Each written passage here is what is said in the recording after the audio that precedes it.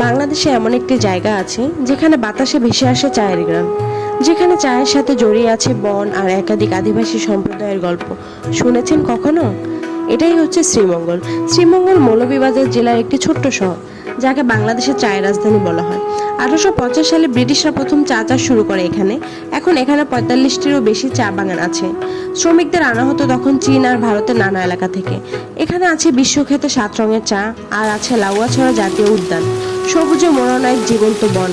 এই বনে দেখা মেলে বিরল উদ্ভিদ আর প্রাণীর, এমনকি হনুমান, উল্লুক আর নানা প্রজাতির পাখিও। এছাড়াও খাসিয়া, মণিপুরী, ত্রিপুরা এসব আদিবাসী সম্প্রদায়রা শতাব্দীর পর শতাব্দী ধরে এখানেই বসবাস করছেন, নিজেদের ভাষা, পোশাক আর সংস্কৃতি টিকিয়ে রেখেছেন। শ্রীমঙ্গল এমন একটি জায়গা, একসাথে চা বাগান ও পাহাড়ি সৌন্দর্য উপভোগ করা যায়। শ্রীমঙ্গল শুধু চায়ের শহর না, এটা প্রকৃতি আর সংস্কৃতির এক দুর্দান্ত মিশেল। আপনি কি কখনো গিয়েছেন?